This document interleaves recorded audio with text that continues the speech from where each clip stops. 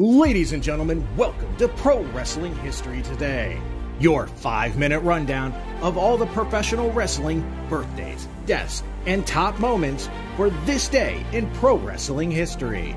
I'm your host, the eclectic gentleman, Stephen Watts, reminding you to like, share, and subscribe, and comment below on what moment in history was your favorite today.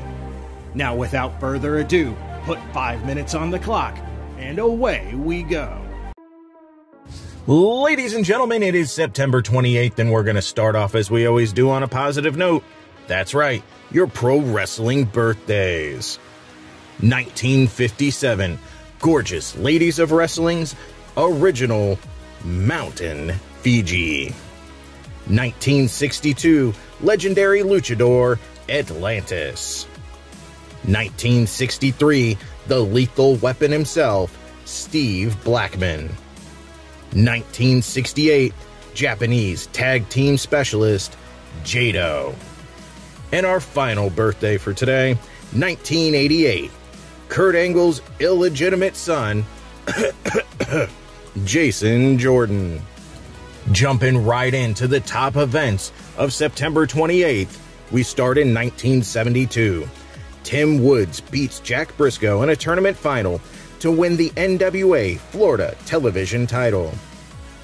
Jumping to 1979, Mike George and Bob Sweeten become the first ever Mid-South Tag Team Champions by winning a Battle Royal, and then Sweeten beating Buck Robley.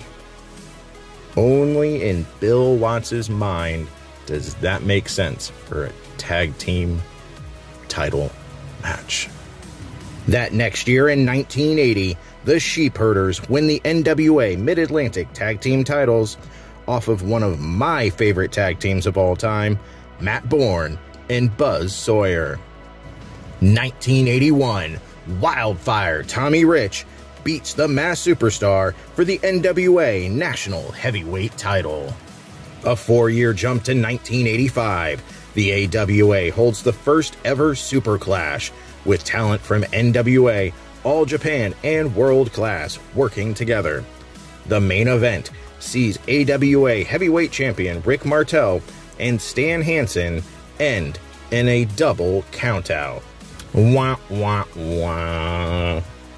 Staying in 1985, Hulk Hogan and Randy Savage fight for the very first time as the fans in the Philadelphia Spectrum see the Hulkster get the win after Savage misses the big elbow drop.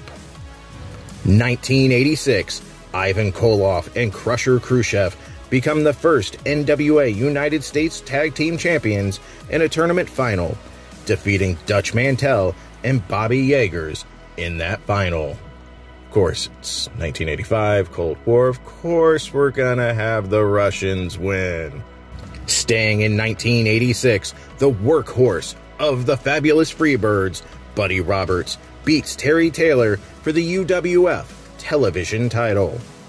1994, the WWF taped the first ever episode of The Action Zone, with the main event of Bret Hart versus Owen Hart in what was supposed to be Owen's last shot at the WWF title.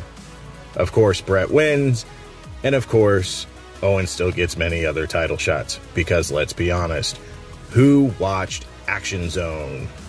Nobody. And last but not least on our short trip in pro wrestling history today, 1998, in one of the most memorable moments of the Attitude Era, Steve Austin drives a Zamboni to the ring and attacks Vincent Kennedy McMahon. Those were your short but sweet pro wrestling history highlights for September 28th. I'm the eclectic gentleman, Stephen Watts, and we'll see you tomorrow.